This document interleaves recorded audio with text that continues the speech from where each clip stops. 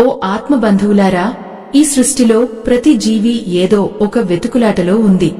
కొందరు ధనం కోసం, మరికొందరు విజయం కోసం, ఇంకొందరు మనశ్శాంతి కోసం నిరంతరం తప్పిస్తూనే ఉన్నారు. కాని మన కళ్ల ముందే ఉండి మన ప్రతి అడుగులో తోడుండే ఆ ప్రాణదేవుని అంతరంగాన్ని మనం ఎప్పుడైనా గమనించామా? ఆంజనేయుడు అంటే కేవలం ఒక దైవం మాత్రమే కాదు, అసాధ్యాన్ని సుసాధ్యం చేసే ఒక మహా అద్భుత శక్తి. ఎవరైతే తమ జీవితంలో ఓటమిని చవిచూస్తున్నారో, ఎవరైతే ఏకాగ్రత కుదరక సతమతమవుతున్నారో, అటువంటి వారి కోసం హనుమంతుని జీవితంలో ఎవ్వరికీ తెలియని 3 అతిపెద్ద రహస్యాలను ఈరోజు నేను మీకు వివరించబోతున్నాను. ఈ రహస్యాలు కేవలం కథలు కావు, మీ జీవిత గమనాన్ని మార్చివేసే విజయ సూత్రాలు. ఈ సత్యాలను తెలుసుకున్న తర్వాత మీ ఆలోచన విధానంలో విప్లవాత్మకమైన మార్పు వస్తుంది. మీరు చేసే ప్రతి పనిలో ఒక తెలియని తెగువ, ఆత్మవిశ్వాసం మీ సొంతమవుతాయి.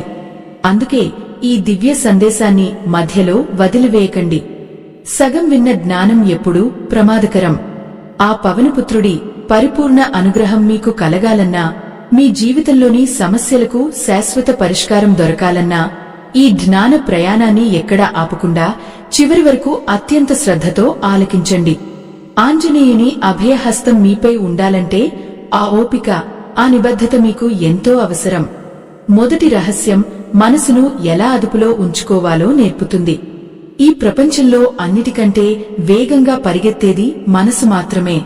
ఆ మనసును నిలకడగా ఉంచగలిగితే ఒక సామాన్యుడు కూడా అసాధారణమైన విజయాలను సాధించగలడని ఆంజనేయుని బాల్యం మనకు నిరూపిస్తుంది.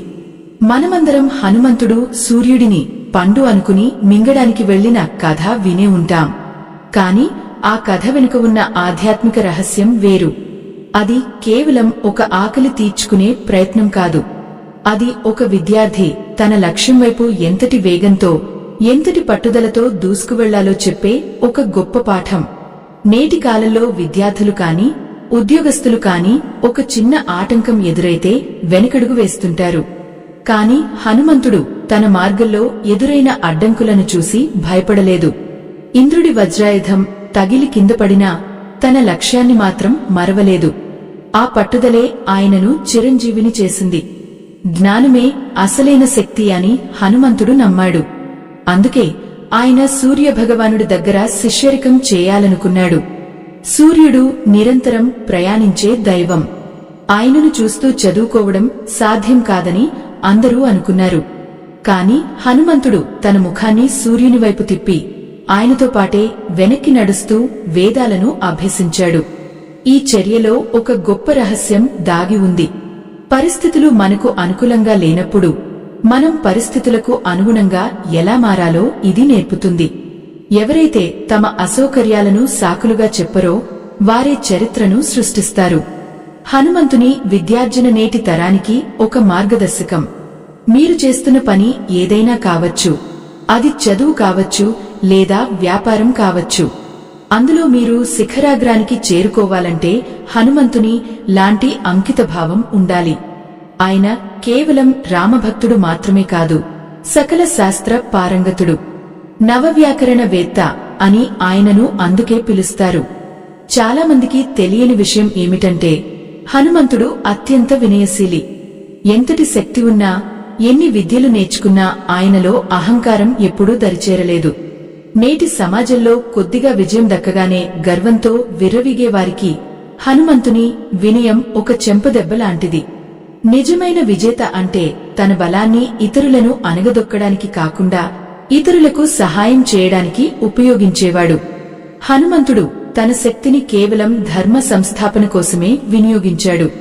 అందుకే ఆయన ఇప్పటికీ ప్రతి గుండెలో కొలువై ఉన్నాడు. భక్తులారా, హనుమంతుని జీవితం నుండి మనం నేర్చుకోవాల్సిన రెండవ రహస్యం ఆయన మాట తీరు. మాట మనిషిని కోటీశ్వరుడిని చేస్తుంది. అదే మాట మనిషిని పాతాళానికి తొక్కుతుంది. హనుమంతుడు రాముడిని మొదటిసారి కలిసినప్పుడు మాట్లాడిన విధానం చూసి రాముడే ఆశ్చర్యపోయాడు. ఎక్కడా తడబడకుండా, వ్యాకరణ దోషాలు లేకుండా అత్యంత గౌరవప్రదంగా మాట్లాడటం హనుమంతునికే చెల్లింది. నేటి కార్పొరేట్ ప్రపంచంలో దీనినే మనం భావ వ్యక్తీకరణ నైపుణ్యం అంటున్నాం. ఒక మనిషి తన మాటతో ఎలా ఎదుటివారిని ఆకట్టుకోవాలో హనుమంతుడు ఆనాడే నిరూపించాడు. మీరు ఎంతటి మేధావులైనా మీ మాటలో స్పష్టత, వినయం లేకపోతే ఆ జ్ఞానం వృధా అవుతుంది. హనుమంతుని అనుగ్రహం పొందడం అంటే కేవలం హనుమాన్ చాలీసా చదవడం కాదు, ఆయనలా మాట్లాడటం నేర్చుకోవడం, ఆయనలా ప్రవర్తించడం అలవరచుకోవడం. ఈ జ్ఞాన యజ్ఞంలో మనం ఇంకా లోతుగా వెళ్లాల్సి ఉంది. హనుమంతుని జీవితంలోని మూడవ రహస్యం అత్యంత శక్తివంతమైనది. అది మీలో నిద్రపోతున్న ఆత్మశక్తిని ఎలా మేల్కొల్పాలో వివరిస్తుంది. ఆ రహస్యం తెలిస్తే మీకు ఈ ప్రపంచంలో భయం అనేదే ఉండదు. ఆంజనేయుడు తన అసలైన శక్తిని మరచిపోవడానికి ఒక శాపమే కారణమని మన పురాణాలు చెబుతున్నాయి. చిన్నతనంలో ఆయన తన అపరిమితమైన శక్తితో మునుల యజ్ఞాలను, హోమాలను ఆటంకపరిచేవారు. అది ఆయన ఉద్దేశపూర్వకంగా చేసినది కాదు, కేవలం ఒక పసివాడి చిలిపి ఆట మాత్రమే. కాని ఆ అల్లరి భరించలేక మునులు ఆయనకు ఒక చిత్రమైన శాపాన్ని ఇచ్చారు. ఓ భక్తులారా, ఆ శాపం ఏమిటంటే హనుమంతుడు తన బలాన్ని తానే స్వయంగా గుర్తు చేసుకోలేడు. ఎవరో ఒక పుణ్యాత్ముడు వచ్చి ఆయన గొప్పతనాన్ని ఆయనకు వివరించే వరకు ఆయన ఒక సామాన్య వానరుడిలాగే ప్రవర్తిస్తాడు. ఈ రహస్యం వినడానికి ఎంత వింతగా ఉన్నా మనందరి జీవితాల్లోనూ ఇదే జరుగుతోంది.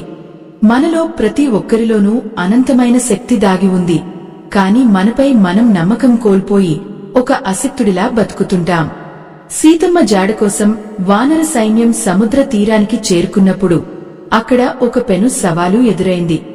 అపరమైన ఆ సాగరాన్ని ఎవరు దాటగలరు అన్న ప్రశ్న ఉదయించింది. అంగదుడు, జాంబవంతుడు వంటి వీరులు కూడా అంత దూరాన్ని ఒక్క గెంతులో దాటడం అసాధ్యమని భావించారు. ప్రతి ఒక్కరి ముఖంలో నిరాశ, నిస్పృహలు అలుముకున్నాయి. అప్పుడు ఒక మూలన మౌనంగా కూర్చుని ఉన్నాడు హనుమంతుడు. తనకు ఆ సముద్రాన్ని దాటే శక్తి ఉందని ఆయనకు అప్పుడు స్మరణలో లేదు. సరిగ్గా ఇక్కడే మనకు నిత్య జీవితంలో ఎదురయ్యే అతిపెద్ద సమస్య కనిపిస్తుంది. విద్యార్థులు పరీక్షల సమయంలో, ఉద్యోగులు కష్టమైన లక్ష్యాలను ఎదుర్కొనే సమయంలో తాము ఏమీ చేయలేమని చేతులు ఎత్తేస్తారు. మనల్ని మనం తక్కువగా అంచనా వేసుకోవడమే మన మొదటి ఓటమి. కాని అప్పుడు జాంబవంతుడు ముందుకు వచ్చాడు. ఆ ముసలి వీరుడికి తెలుసు హనుమంతుడు ఎవరు, ఆయన శక్తి ఎలాంటిదో. ఓ ఆత్మబంధువులారా, జాంబవంతుడు హనుమంతుడి దగ్గరకు వెళ్లి ఆయన జన్మ రహస్యాన్ని వెడమర్చి చెప్పాడు. వాయుదేవుని అంశతో పుట్టిన నీకు ఇది ఒక లెక్క అని ప్రశ్నించాడు. అంజని పుత్రుడవైన నీవు అజేయుడవు, అసాధ్యాలను సుసాధ్యం చేయగలవు అని గుర్తుచేశాడు. ఎప్పుడైతే జాంబవంతుడు హనుమంతుని పొగడటం మొదలుపెట్టాడో అప్పుడు ఆంజనేయునిలో ఒక అద్భుతమైన మార్పు వచ్చింది. ఆయన రూపం పెరగడం మొదలైంది. కొండంత దేహం, మెరుపులు కురిపించే కళ్ళు, పర్వతాలను కదిలించగల భుజబలంతో హనుమంతుడు విశ్వరూపాన్ని ధరించాడు. తనలో నిద్రపోతున్న శక్తిని మేల్కొల్పిన గురువుకు ఆయన పాదాభివందనం చేశాడు. దీని నుండి మనం నేర్చుకోవాల్సిన పాఠం ఏమిటంటే మన జీవితంలో కూడా ఒక జాంబవంతుడు ఉండాలి. అది మీ తల్లి కావచ్చు, తండ్రి కావచ్చు, లేదా ఒక మంచి గురువు కావచ్చు. మనల్ని మనం నమ్మలేనప్పుడు మనలో స్ఫూర్తిని నింపి మన గమ్యం వైపు మనల్ని నడిపించే ఒక దిశానిర్దేశం మనకు ఎంతో అవసరం. కేవలం ఆ పొగడ్తల కోసం కాకుండా మన శక్తిని మనకు గుర్తు చేసేవారిని మనం గౌరవించాలి. మహేంద్ర పర్వతం మీద నిలబడి హనుమంతుడు గర్జించినప్పుడు ఆ గర్జనకు దిక్కులు పిక్కటిల్లాయి. సముద్రపు అలలు భయంతో వెనక్కి తగ్గాయి. తాను ఎగురుబోతున్నానని, తన వేగానికి భూమి తట్టుకోలేదని గ్రహించిన హనుమంతుడు తన అడుగులను జాగ్రత్తగా వేయసాగాడు. అంజనీ సుతుడు ఆకాశంలోకి దూకినప్పుడు అది కేవలం ఒక గెంతు కాదు, అది ఒక సంకల్పం యొక్క విజయం. సముద్రం మీద ప్రయాణిస్తున్నప్పుడు ఆయనకు 3 రకాల అడ్డంకులు ఎదురయ్యాయి. మొదటిది మైనాక పర్వతం. ఇది మన జీవితంలో వచ్చే సుఖాలకు, విశ్రాంతికి సంకేతం. ప్రయాణంలో అలసిపోయావు కదా, కాసేపు ఇక్కడ విశ్రాంతి తీసుకోమని మైనాకుడు కోరాడు. కాని హనుమంతుడు దానికి లొంగలేదు. పని పూర్తి కాకుండా విశ్రాంతి తీసుకోవడం ఒక నిజమైన విజేత లక్షణం కాదు. ఉద్యోగులు లేదా వ్యాపారులు తమ లక్ష్యాన్ని చేరుకునే క్రమంలో చిన్నపాటి విజయాలు రాగానే తృప్తిపడిపోతారు.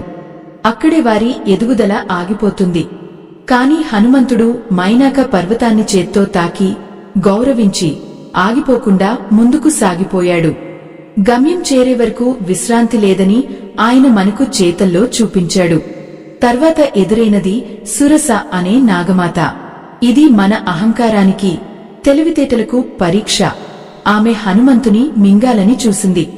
అప్పుడు హనుమంతుడు తన శరీరాన్ని పెద్దదిగా చేశాడు. ఆమె తన నోటిని ఇంకా పెద్దదిగా చేసింది. చివరికి ఆయన సూక్ష్మ రూపం ధరించి ఆమె నోట్లోకి వెళ్లి బయటకు వచ్చాడు. అంటే బలంతో గెలవలేని చోట బుద్ధితో గెలవాలని ఇక్కడ అర్థం. జీవితంలో ప్రతిసారి మనం గొడవ పడాల్సిన అవసరం లేదు.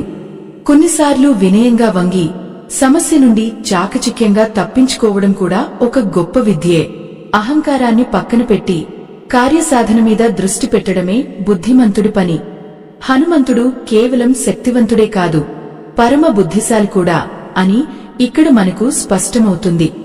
చివరిగా సింహిక అనే రాక్షసి ఎదురైంది. ఆమె నీడను పట్టి మనిషిని లాగేయగలదు. ఇది మన జీవితంలో మనల్ని వెనక్కిలాగే ప్రతికూల ఆలోచనలకు, కుట్రలకు సంకేతం. హనుమంతుడు ఆమెను ఏమాత్రం ఉపేక్షించకుండా సంహరించాడు. అంటే మన లక్ష్యాన్ని అడ్డుకునే దుష్ట శక్తులను, చెడు ఆలోచనలను మొగ్గలోనే తుంచివేయాలని దీని సారాంశం.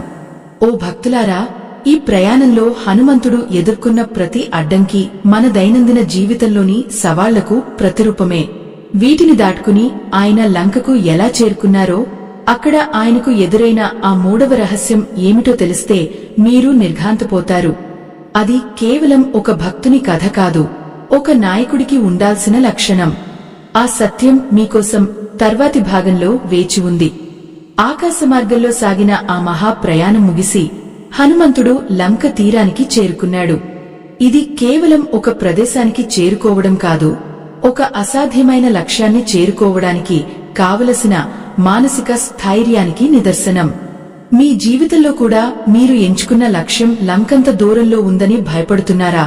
అయితే ఈ మూడవ రహస్యం మీకోసమే.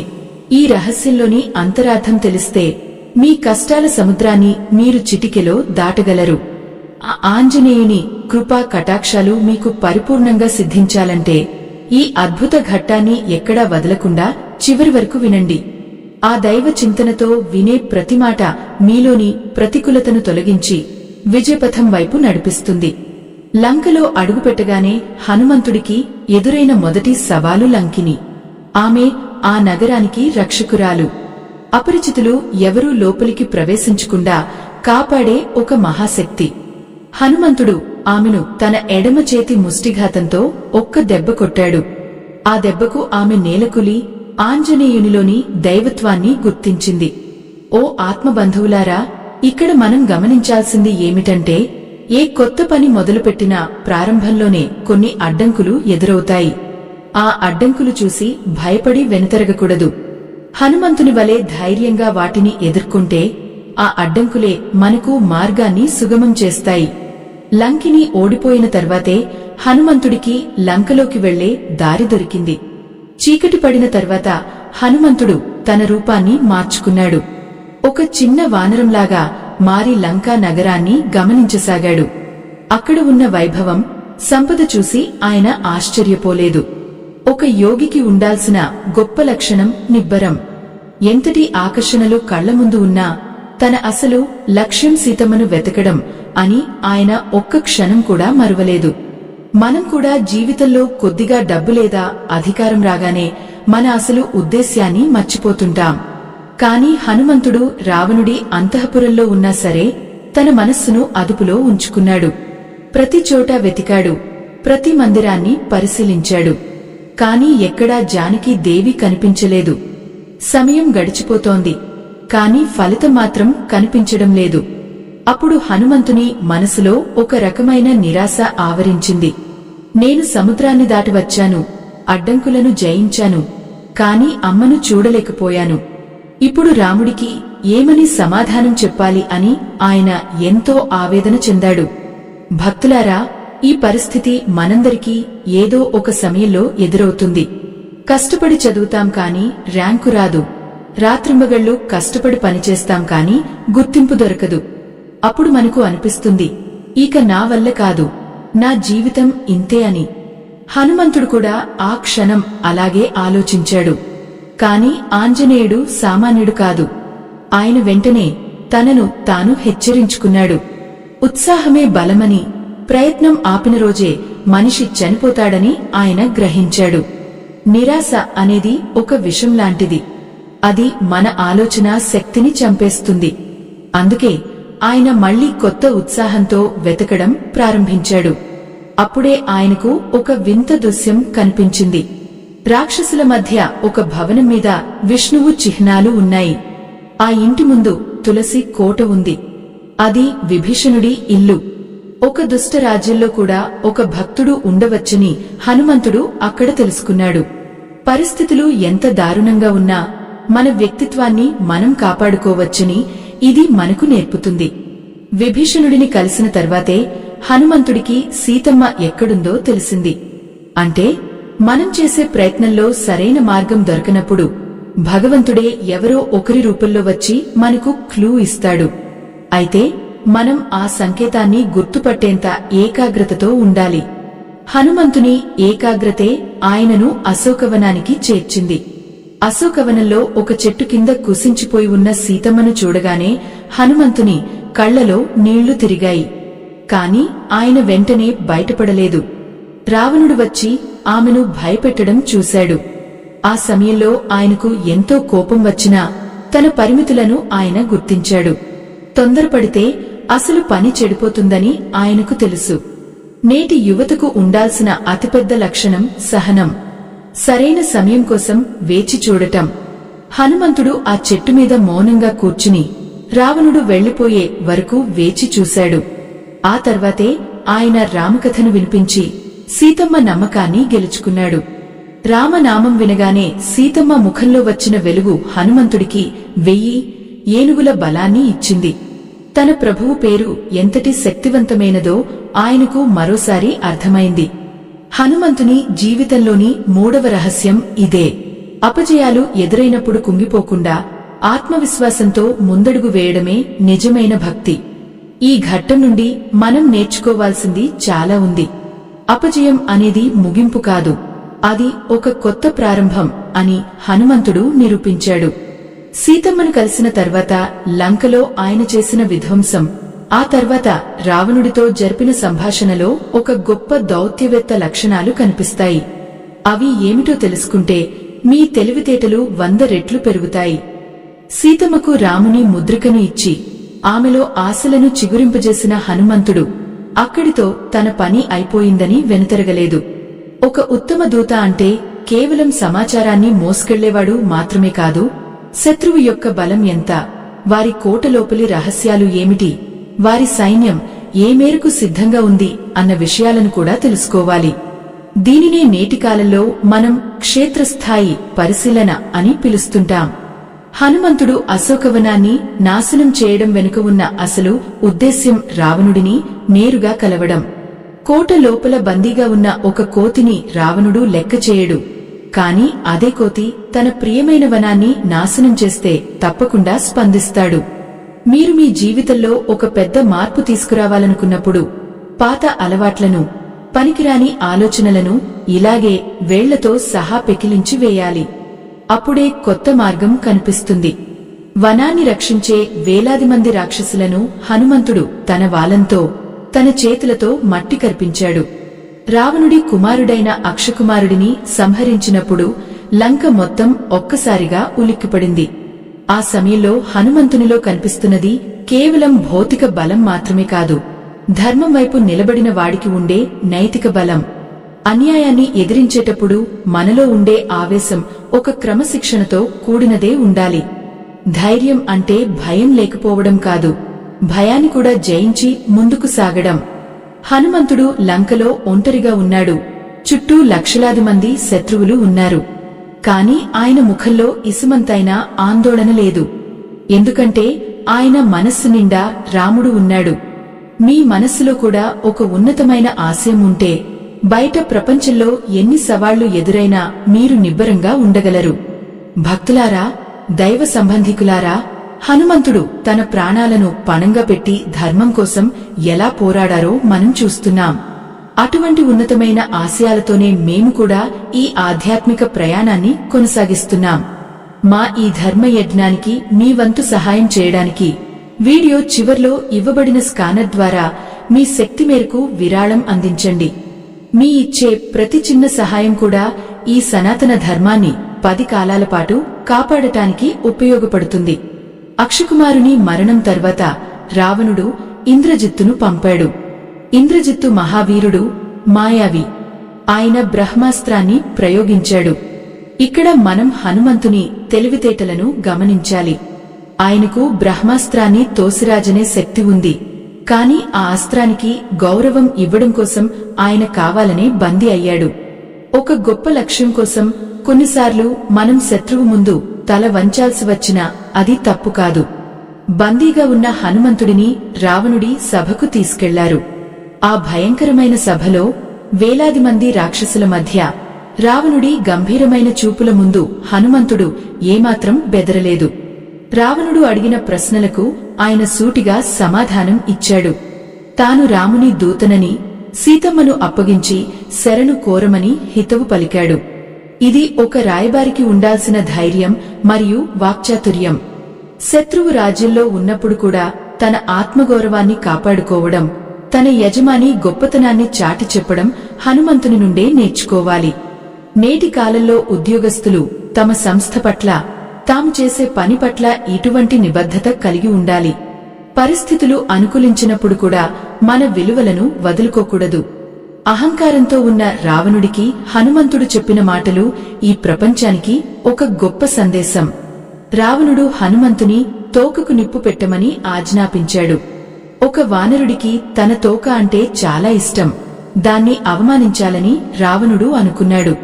కాని హనుమంతుడు ఆ అగ్నిని చూసి భయపడలేదు. సీతమ్మ ప్రార్థన వల్ల ఆ అగ్ని ఆయనకు చల్లగా అనిపించింది. మనం భగవంతుని నమ్ముకుంటే మనకు వచ్చే కష్టాలు కూడా మనల్ని ఏమీ చేయలేవు. పైగా అవి మన విజయానికి మెట్లుగా మారుతాయి. నిప్పు పెట్టిన తోకతో హనుమంతుడు లంకను మొత్తం దహించడం ప్రారంభించాడు. ఆ అగ్నిలో రావణుడి గర్వం మాడి మసి అయిపోయింది. బంగారు లంక కాలిపోతుంటే రాక్షసులు హాహాకారాలు చేశారు. కాని హనుమంతుడు మాత్రం ప్రశాంతంగా ఉన్నాడు. తన పని ముగిసిందని గ్రహించి మళ్లీ సముద్రం వైపు ప్రయాణం మొదలుపెట్టాడు.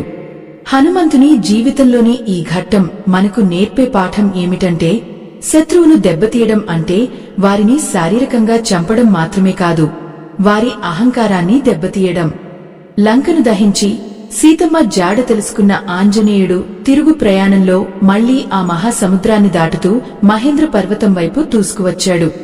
దూరం నుండే ఆయన గర్జన విన్న వానర సైన్యానికి అర్థమైపోయింది, హనుమంతుడు కార్యాన్ని సాధించి వస్తున్నాడని. ఆ గర్జనలో ఓటమి ఛాయలు లేవు, కేవలం విజయోత్సాహం మాత్రమే వినిపించింది. ఓ ఆత్మబంధువులారా, హనుమంతుడు నేలమీద అడుగు పెట్టగానే వానరులందరూ ఆయనను చుట్టుముట్టారు. అంగదుడు, జాంబవంతుడు వంటి వీరులు ఆయనను కోగిలించుకుని తమ సంతోషాన్ని వ్యక్తపరిచారు. కాని ఇక్కడ మనం గమనించాల్సిన ఒక గొప్ప నాయకత్వ లక్షణం ఉంది. హనుమంతుడు తాను చేసిన సాహసాలను ఎక్కడా గొప్పగా చెప్పుకోలేదు. నేటి కాలంలో చాలామంది ఒక చిన్న పని పూర్తి చేయగానే అది మొత్తం తమ వల్లే జరిగిందని ప్రచారం చేసుకుంటారు. కాని హనుమంతుడు మాత్రం ఆ విజయం తన ప్రభువైన శ్రీరాముని దయవల్లే సాధ్యమైందని, తన స్నేహితుల ప్రోత్సాహం వల్లే తాను సముద్రాన్ని దాటగలిగానని చాలా వినయంగా చెప్పాడు. నిజమైన విజేత ఎప్పుడూ తన విజయానికి కారణమైన ఇతరులను మర్చిపోడు. మీరు ఒక కార్యాలయంలో పనిచేస్తున్నా లేదా ఒక బృందానికి నాయకత్వం వహిస్తున్నా విజయం వచ్చినప్పుడు ఆ క్రెడిట్ను అందరికీ పంచాలి. అప్పుడే ఆ బృందంలో మీ పట్ల గౌరవం పెరుగుతుంది. హనుమంతుని ఈ వినయం మనందరికీ ఒక పాఠం. అక్కడి నుండి వానర సైన్యం కిష్కింధ వైపు ప్రయాణం మొదలుపెట్టింది. దారిలో మధువనం అనే ఒక అందమైన వనం ఉంది. అది సుగ్రీవుడికి ఎంతో ఇష్టమైన తోట. సీతమ్మ జాడ దొరికిన ఆనందంలో వానరులందరూ ఆ తోటలోని పండ్లను తింటూ మధువును తాగుతూ సంబరాలు చేసుకున్నారు. తోట రక్షకుడైన దధిముఖుడు వారిని వారించినా వారు వినలేదు. ఈ ఘట్టంలో ఒక రహస్యం దాగి ఉంది. ఒక పెద్ద లక్ష్యం నెరవేరినప్పుడు చిన్న చిన్న నియమాలను అతిక్రమించినా అది క్షమించదగనదే అని సుగ్రీవుడు భావించాడు. పని ఒత్తిడిలో ఉన్న సిబ్బందికి లేదా నిరంతరం చదివే విద్యార్థులకు అప్పుడప్పుడు ఇటువంటి వెసులుబాటు అవసరమని దీని అర్థం. విజయాన్ని ఆస్వాదించడం కూడా ఒక కళే. రాముని దగ్గరకు చేరుకున్న హనుమంతుడు చేసిన మొదటి పని ఏమిటో తెలుసా? ఆయన రాముడికి నమస్కరిస్తూ చూశాను సీతమ్మను అని కాకుండా కండ సీరి అని అంటే చూశాను సీతను అని సమాచారం ఇచ్చాడు. ఇక్కడ ఒక గొప్ప కమ్యూనికేషన్ రహస్యం ఉంది. ఒక ఆతురతతో ఎదురుచూస్తున్న వ్యక్తికి మనం సమాచారం ఇచ్చేటప్పుడు అసలు విషయం ముందుగా చెప్పాలి. చూశాను అన్న పదం వినగానే రాముడి మనసు కుదుటపడింది. ఆ తర్వాతే హనుమంతుడు అక్కడ జరిగిన విషయాలన్నీ వివరంగా వివరించాడు. ఏ విషయాన్ని ఎలా చెప్పాలో ఆంజనేయుని చూసి నేర్చుకోవాలి. హనుమంతుడు సీతమ్మ ఇచ్చిన చూడామణిని రాముడి చేతిలో పెట్టాడు. ఆ ఆభరణాన్ని చూడగానే రాముడు కన్నీళ్లు పెట్టుకున్నాడు. హనుమంతుడు చేసిన ఈ మహాకార్యానికి రాముడు ఏమీ ఇవ్వగలడు? రాముడు హనుమంతుడిని గట్టిగా కోగిలించుకున్నాడు. ఆ కోగిలింత ముందు ఈ ప్రపంచంలోని ఏ సంపద కూడా సరితూగదు. మనం చేసే పనికి ప్రతిఫలం కేవలం డబ్బు లేదా పదవి రూపంలోనే ఉండనవసరం లేదు. మనపై అధికారులు ఇచ్చే ఒక చిన్న ప్రశంస, మన తల్లిదండ్రుల కళ్లలో కనిపించే ఆనందం వెలకట్టలేనివి. హనుమంతుడు కోరుకున్నది కేవలం రాముని అనుగ్రహమే తప్ప మరేమీ కాదు. నిష్కామ కర్మ అంటే ఇదే. హనుమంతుని జీవితం మనకు నేర్పే 4వ రహస్యం ఏమిటంటే సేవలో పరమార్థాన్ని వెతుక్కోవడం.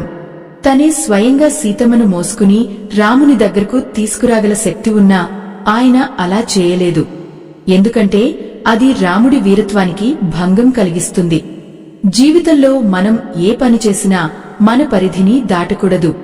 మన బాధ్యత ఏమిటో గ్రహించి దానిని అత్యంత సమర్థవంతంగా నిర్వహించాలి.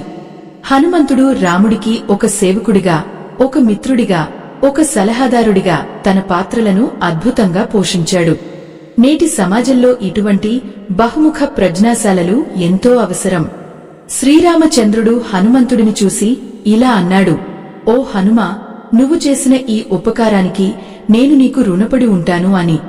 సాక్షాత్తు ఆ దైవమే ఒక సామాన్య వానరుడికి రుణపడి ఉండటం అంటే అది హనుమంతుని వ్యక్తిత్వానికి నిదర్శనం. మీ పనితనం కూడా ఇలాగే ఉండాలి. మీ మీద ఆధారపడిన వారు మిమ్మల్ని చూసి గర్వపడాలి. కాని ఈ కథ ఇక్కడితో ముగిసిపోలేదు. రాముడి సైన్యం సముద్రాన్ని ఎలా దాటాలో తెలియక సతమతమవుతున్నప్పుడు హనుమంతుడు మళ్లీ తన చాకచక్యాన్ని ప్రదర్శించాడు. వంతెన నిర్మాణంలో ఆయన పోషించిన పాత్ర ఒక ఇంజనీర్కు ఉండాల్సిన నైపుణ్యాన్ని గుర్తుచేస్తుంది. సముద్రం మీద రాళ్లను పేర్చి వంతెన కట్టడం సాధ్యమా అని అందరూ అనుమానిస్తున్న వేళ హనుమంతుడు ప్రతి రాయి మీద రామనామాన్ని రాశాడు. ఆ నామబలంతో రాళ్లు నీటిమీద తేలాయి. మన జీవితంలో కూడా కష్టాల సముద్రాన్ని దాటాలంటే నమ్మకం అనే పునాది మీద మన ప్రయత్నాన్ని ప్రారంభించాలి. ఓ భక్తులారా, ఈ రహస్యాలను కేవలం కథలుగా వినకండి. మీ దైనందిన జీవితంలో వీటిని ఎలా అన్వయించుకోవచ్చో ఆలోచించండి. హనుమంతుని శక్తి, బుద్ధి, వినయం మనలో కూడా ప్రవేశించినప్పుడే మనం నిజమైన రామభక్తులం అవుతాము. రానున్న యుద్ధంలో హనుమంతుడు చూపిన పరాక్రమం మనలో ధైర్యాన్ని నింపుతుంది. ఆ రాళ్లు నీటిపై తేలుతూ ఉండగా వానర సైన్యం జయజయధ్వానాలు చేస్తూ లంకలోకి ప్రవేశించింది. రావణుడికి మొదటిసారి భయం అంటే ఏమిటో అప్పుడు తెలిసింది. సముద్రాన్ని దాటడం అసాధ్యం అని నమ్మిన అతనికి ఒక వంతెన నిర్మించి సైన్యం రావడం ఒక పెద్ద దెబ్బ. జీవితంలో మనం కూడా మన బలహీనతలే మనకు రక్షణ అనుకుంటాం. కాని పట్టుదల ఉన్నవాడు ఆ బలహీనతలనే తన విజయానికి మార్గాలుగా మార్చుకుంటాడు. యుద్ధం భీకరంగా జరుగుతోంది. రావణుడి కుమారుడైన ఇంద్రజిత్తు తన మాయా యుద్ధంతో లక్ష్మణుడిని మూర్ఛపోయేలా చేశాడు. ఆ శక్తి అస్త్రం తగలగానే లక్ష్మణుడు నేలకొరిగాడు. రాముడి గుండె చెరువైంది. తన తమ్ముడిని రక్షించుకోవడానికి ఏం చేయాలో తెలియని స్థితిలో రాముడు విలపించాడు. ఒక అజేయుడైన దైవం కూడా మానవ రూపంలో ఉన్నప్పుడు దుంహకానికి లోనవ్వడం మనకు ఒక పాఠం చెబుతుంది. పరిస్థితి చేయి దాటిపోతున్నప్పుడు వైద్యుడు సుషేణుడు ఒక ఉపాయం చెప్పాడు. హిమాలయాల్లో ఉన్న ద్రోణగారి పర్వతం మీద సంజీవని అనే మూలిక ఉందని, సూర్యోదయానికి ముందే దానిని తీసుకువస్తే లక్ష్మణుడు ప్రాణాలతో బయటపడతాడని చెప్పాడు. అంత దూరాన్ని అంత తక్కువ సమయంలో వెళ్లి రావడం ఎవరి వల్ల సాధ్యం? అందరి కళ్ళు మళ్లీ ఆంజనేయుని వైపు మళ్లాయి. హనుమంతుడు ఏమాత్రం ఆలస్యం చేయకుండా గాలివేగంతో ప్రయాణించాడు. ఇక్కడ మనం గమనించాల్సింది సమయపాలన. ఒక ప్రాణాన్ని కాపాడాలి అంటే ప్రతి క్షణం విలువైనదే. నేటి విద్యార్థులు తమ లక్ష్యాలను వాయిదా వేస్తూ ఉంటారు. కాని హనుమంతుడు మాత్రం తన గమ్యం వైపు రెప్పపాటు కాలం కూడా వృధా చేయకుండా దూసుకుపోయాడు. పర్వతం దగ్గరకు చేరుకున్న హనుమంతుడికి అక్కడ మరో చిక్కు ఎదురైంది. అక్కడ ఉన్న అనేక మూలికల్లో సంజీవని ఏదో ఆయనకు గుర్తుపట్టడం సాధ్యం కాలేదు. అప్పుడు ఆయన నిరాశ చెందలేదు. ఏదో ఒక మూలికను తీసుకువెళ్లి సమయాన్ని వృధా చేయడం కంటే అసలు సమస్యకు పూర్తి పరిష్కారాన్ని వెతకాలనుకున్నాడు. వెంటనే ఆ ద్రోణగిరి పర్వతాన్నే తన అరచేతితో పెకిలించి ఎత్తుకున్నాడు. ఈ చర్యలో ఒక గొప్ప నాయకత్వ రహస్యం ఉంది. మనకు ఒక సమస్య ఎదురైనప్పుడు దానిలో ఉన్న చిన్న చిన్న ఇబ్బందులను చూసి ఆగిపోకూడదు. ఆ సమస్య మొత్తాన్ని పరిష్కరించే మార్గాన్ని వెతకాలి. హనుమంతుడు ఆ పర్వతాన్ని మోసుకుంటూ వస్తున్న దృశ్యం దేవతలందరినీ ఆశ్చర్యపరిచింది. ఆకాశంలో పర్వతాన్ని మోసుకెళ్తున్న హనుమంతుడిని చూసి రాక్షసులు అడ్డుకోవాలని చూశారు. కాని ఆయన వారిని లెక్క చేయలేదు. తన బాధ్యత ముందు తన ప్రాణం తృణప్రాయమని భావించాడు. ఎవరైతే తమ బాధ్యతను దైవంగా భావిస్తారో వారికి అసాధ్యమైనది ఏదీ ఉండదు. సంజీవని వాసన తగలగానే లక్ష్మణుడు మూర్ఛ నుండి తేరుకుని లేచి కూర్చున్నాడు. ఈ ఘట్టం మనకు నేర్పే 5వ రహస్యం ఏమిటంటే క్లిష్ట పరిస్థితుల్లో మనోధైర్యాన్ని కోల్పోకుండా ఉండటం. లక్ష్మణుడు పడిపోయినప్పుడు రాముడు కుంగిపోయాడు. కాని హనుమంతుడు మాత్రం క్రియాశీలకంగా ఆలోచించాడు. ఏడవటం సమస్యకు పరిష్కారం కాదు, పరిష్కారం కోసం అన్వేషించడమే అసలైన ధైర్యం. మనం కూడా మన వృత్తిలో కాని చదువులో కాని ఏదైనా విఫలమైనప్పుడు బాధపడుతూ కూర్చుంటాం. కాని ఆ సమయంలో మనం చేయాల్సింది హనుమంతుని వలె వేగంగా స్పందించడం. మన దగ్గర ఉన్న వనరులను ఉపయోగించుకుని ఎలా ముందుకు వెళ్లాలో ఆలోచించాలి. హనుమంతుడు పర్వతాన్ని మోయడం అంటే తన శక్తిని సరిహద్దులు దాటించి ఉపయోగించడం. యుద్ధంలో హనుమంతుడు కేవలం ఒక సైనికుడు మాత్రమే కాదు, ఒక గొప్ప వ్యూహకర్త. రావణుడి సైన్యం యొక్క బలహీనతలను కనిపెట్టి వాటిని రాముడికి వివరించాడు. ఒక సంస్థలో పనిచేసే ఉద్యోగికి ఉండాల్సిన అతిపెద్ద లక్షణం తనపై అధికారికి సరైన సలహాలను అందించడం. హనుమంతుడు ఆ బాధ్యతను అద్భుతంగా నిర్వహించాడు. రాముడు యుద్ధంలో గెలవడానికి హనుమంతుని సహాయం ఎంతటిదో వర్ణించడం సాధ్యం కాదు. సూర్యోదయానికి ముందే లక్ష్మణుడిని రక్షించడం ద్వారా ఆయన యుద్ధం యొక్క దిశను మార్చివేశారు. ఇది కేవలం ఒక అద్భుతం కాదు, ఒక వీరుడి నిబద్ధత. మీ జీవితంలో కూడా మీరు ఇలాంటి నిబద్ధతను అలవరుచుకుంటే మీరు ఎదుర్కొనే ప్రతి యుద్ధంలోనూ విజయం మీదే అవుతుంది. లంకా యుద్ధం ముగిసి రాముడు విజయం సాధించిన తర్వాత కూడా హనుమంతుడు తన వినయాన్ని వీడలేదు. విజయం యొక్క ఫలాలను అనుభవించడం కంటే రాముడి సేవలో ఉండటమే తనకు పరమానందం అని ఆయన చాటి చెప్పారు. ఈ నిస్వార్థ గుణమే ఆయనను దైవంగా మార్చింది. ఓ ఆత్మబంధువులారా, హనుమంతుని జీవితం నుండి మనం నేర్చుకోవాల్సిన పాఠాలు ఇంకా చాలా ఉన్నాయి. యుద్ధం ముగిసిన తర్వాత రాముడు అయోధ్యకు వెళ్లేటప్పుడు హనుమంతుడికి ఇచ్చిన వరం ఏమిటి?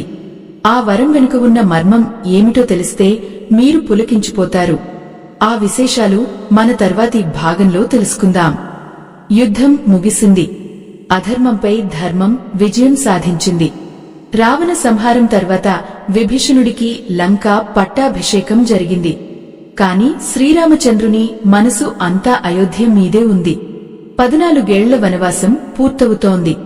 అక్కడ భరతుడు తన అన్న రాక కోసం నిమిషానికో యుగంగా నిరీక్షిస్తున్నాడు.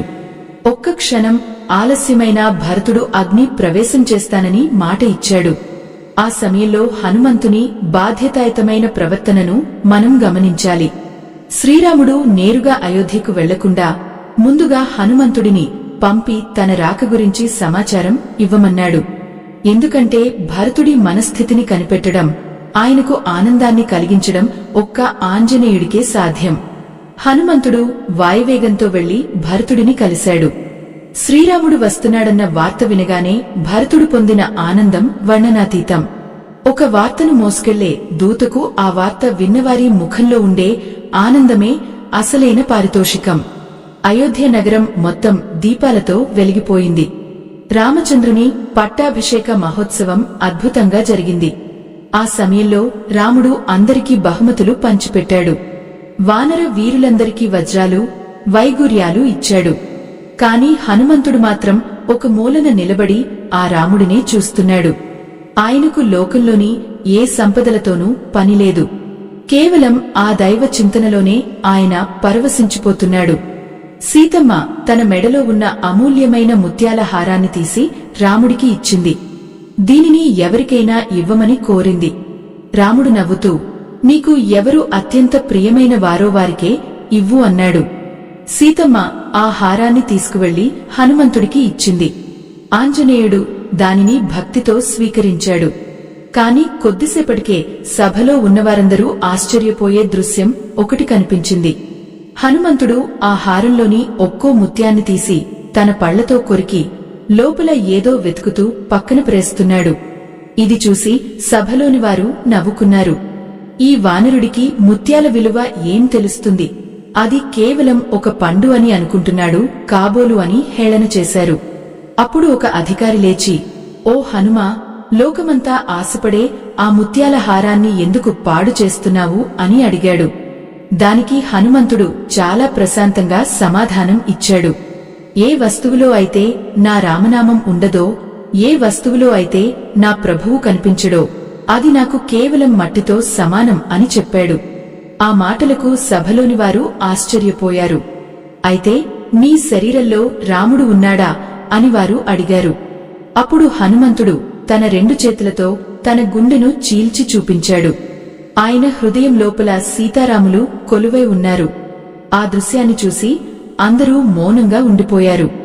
దీని నుండి మనం నేర్చుకోవాల్సిన 6వ రహస్యం ఏమిటంటే, బాహ్యమైన ఆడంబరాల కంటే అంతర్గతమైన భక్తి గొప్పది. మనం దేవుడిని గుడిలోనో విగ్రహాల్లోనో వెతుకుతాం. కాని హనుమంతుడు దేవుడిని తన హృదయంలోనే ప్రతిష్ఠించుకున్నాడు. ఇది కేవలం భక్తి మాత్రమే కాదు, ఒక మనిషి తన ఆశయానికి ఎంతటి ప్రాధాన్యత ఇవ్వాలో చెప్పే ఒక గొప్ప ఉదాహరణ. నేటి కాలంలో మనం డబ్బు, హోదా, గుర్తింపు కోసం పరిగెడుతుంటాం. కాని మన ఆత్మ సంతృప్తిని ఇచ్చేది ఏది అన్నది ఆలోచించం.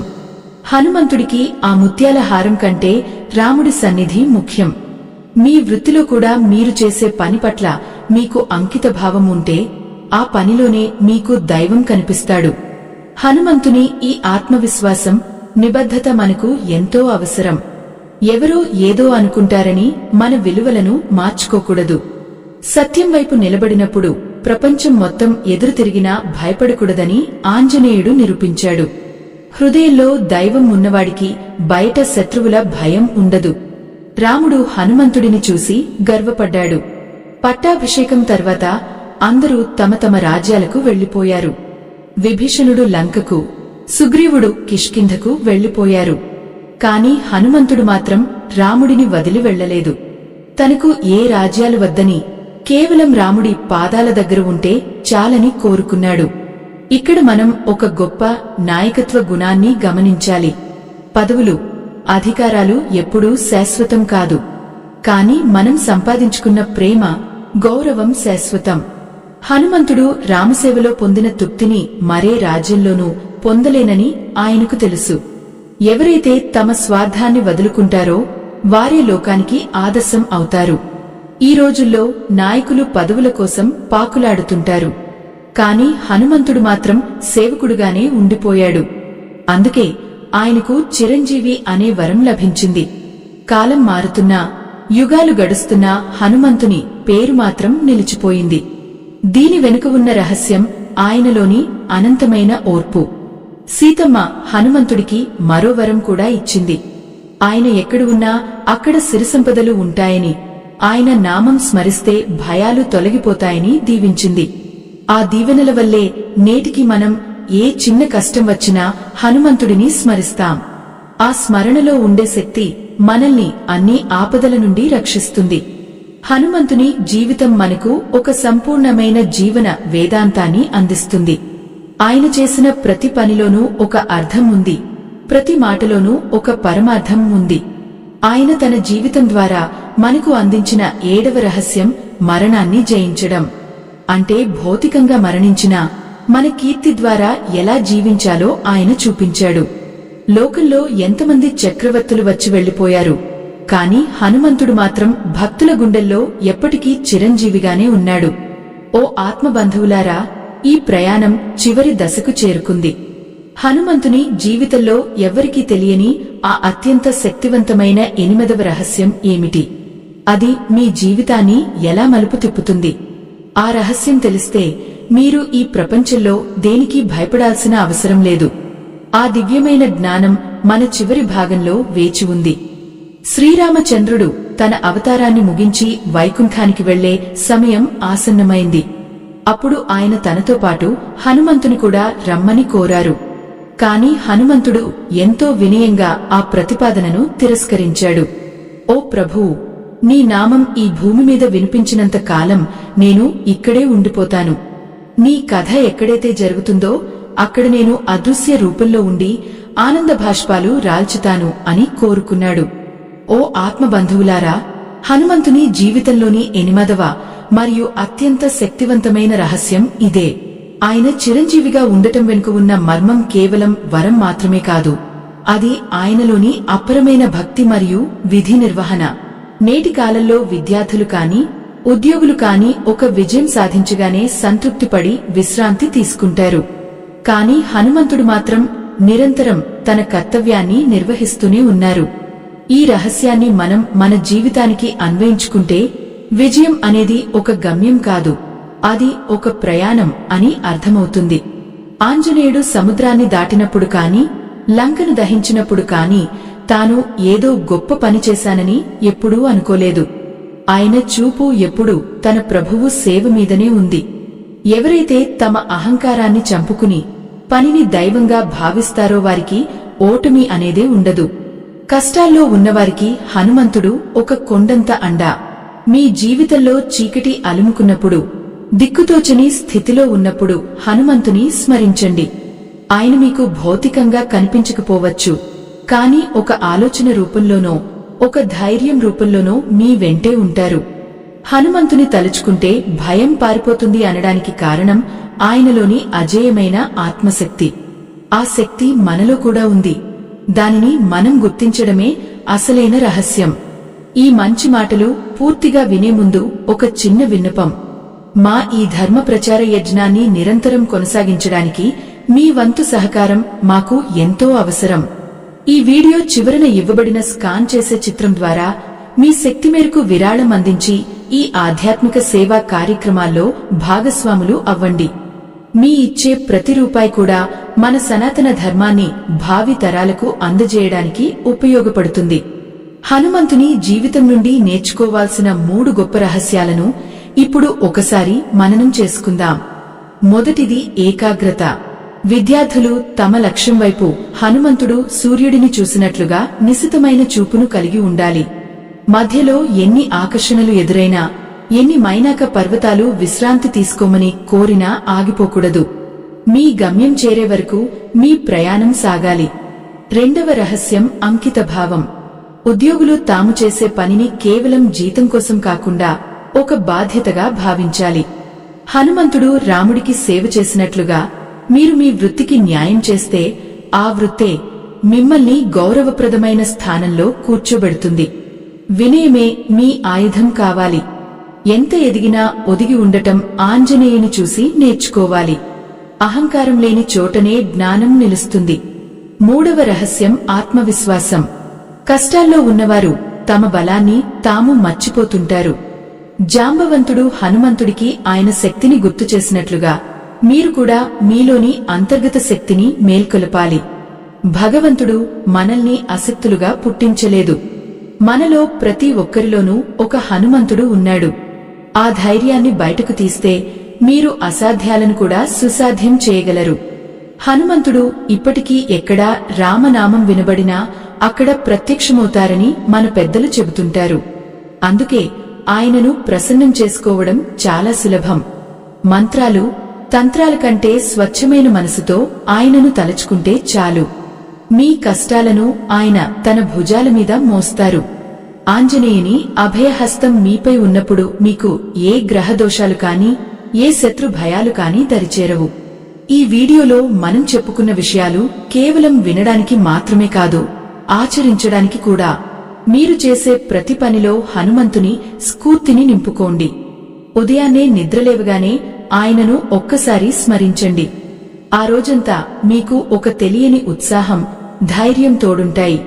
ఓ భక్తులారా, ఆత్మబంధువులారా, ఈ జ్ఞానాన్ని మీతోనే ఉంచుకోకుండా 10 మందికి పంచండి. ధర్మాన్ని రక్షించడం అంటే ఇలాంటి మంచి విషయాలను ఇతరులకు తెలియజేయడమే. ఆంజనేయుని కృపా కటాక్షాలు మీకు, మీ కుటుంబ సభ్యులకు ఎల్లవేళలా ఉండాలని ఆశిస్తున్నాను. మీ జీవితంలోని ఆటంకాలు తొలగిపోయి మీరు అనుకున్న లక్ష్యాలను సాధించాలని ఆ ప్రాణదేవుని మనసారా ప్రార్థిస్తున్నాను. భయం లేని చోటనే భగవంతుడు ఉంటాడు. కాబట్టి ధైర్యంగా ముందడుగు వేయండి.